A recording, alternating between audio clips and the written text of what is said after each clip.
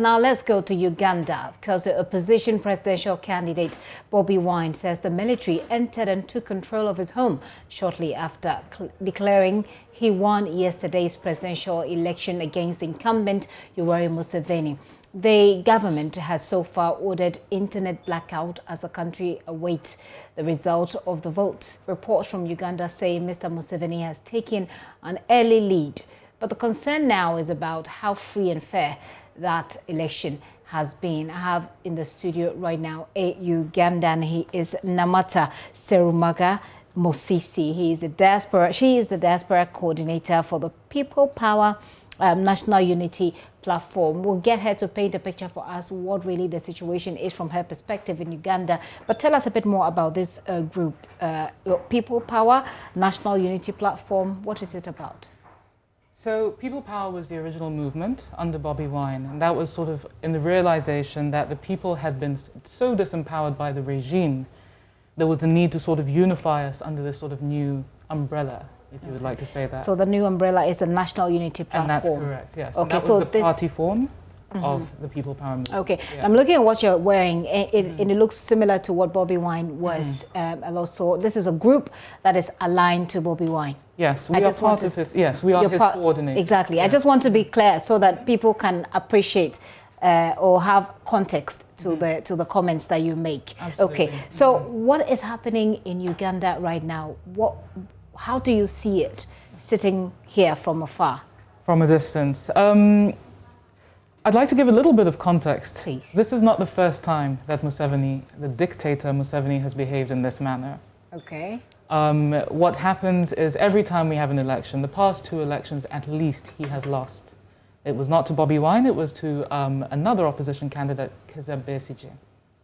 So we are used to the sort of intimidation, to the sort of abuse of our rights. When you say he has lost in all of those elections, that was not the declaration of the election regulatory body. It was not the declaration of the EC, but you always have, essentially the EC has been compromised. And so you find yourself with a situation where you are listening to independent radio stations and you have these polling agents and they're looking at declaration forms, and then somewhere between the point where radio stations are being shut down, somewhere between the point where polling agents for the opposition are being chased away from stations and arrested, and between the announcement, numbers sort of miraculously change to suit the dictator. I see. Has there been any clear-cut evidence provided to some of these allegations that, of course, have been thrown out there? Absolutely. There's always been instances where you have footage, for example, film footage of people sort of stuffing boxes,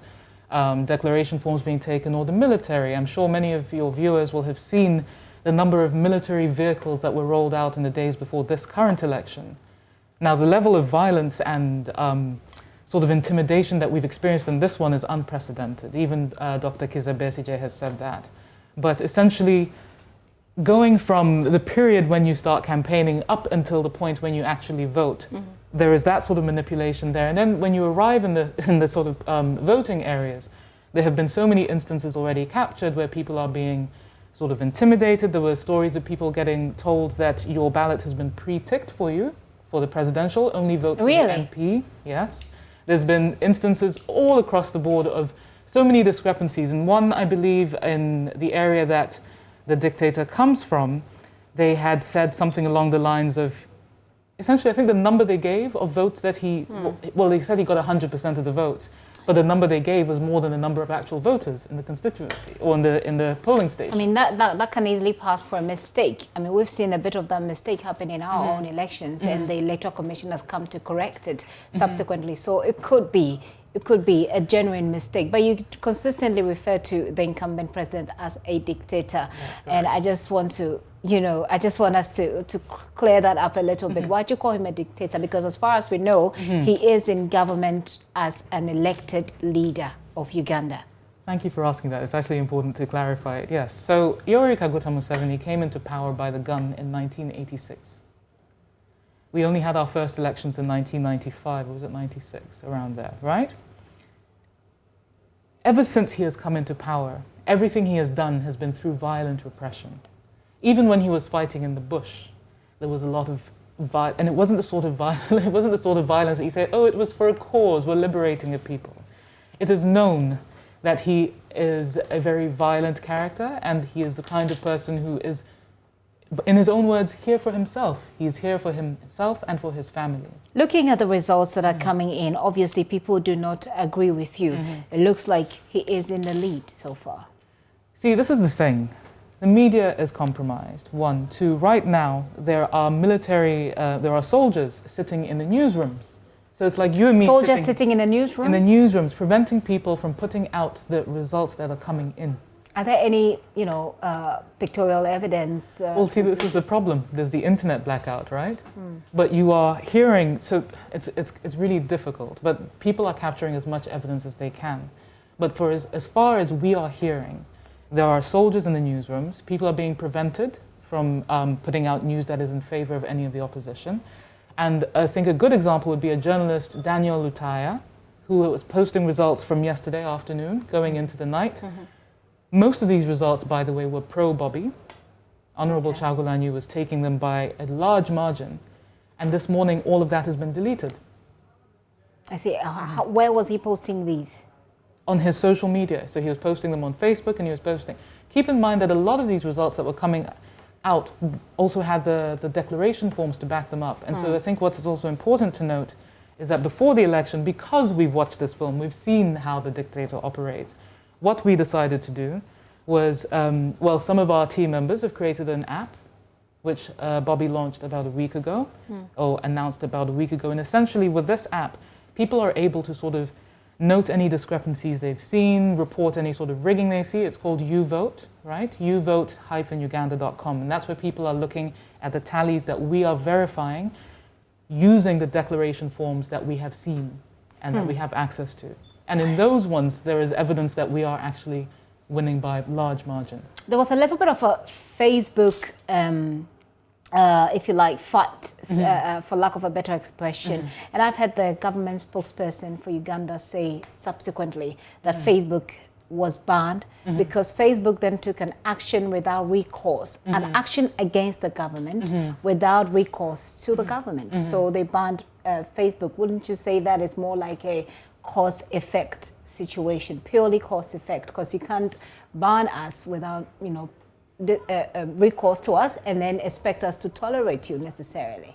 Sure, but as I understand it, they were violating rules. They were using sort of all sorts of images as sort of propaganda, right? So there were things that they were sort of trying to create an understanding of a situation that wasn't the real situation on the ground. Those were the reasons that were given. Now, I am for free speech, and so I understand the concerns that were raised. But I also understand that we have, and this is as a person who's also experiencing it, the way they manipulate the situations, the way they're very organized in the way that they target people and the way they create. When you say they, you mean government? The government, under Museveni, yes. Yeah.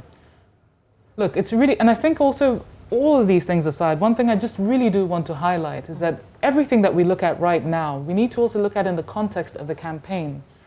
If you think about the fact that just a week ago, was it a week or 2 weeks ago, over 100 of Bobby's campaign team were abducted. They were off to a campaign location. He was arrested. They were all arrested. And now Bobby's best friends and campaign team and his security were all taken. They have not been released. Many of them were granted bail, but they will not release them. Right? The women were stripped naked in their cells.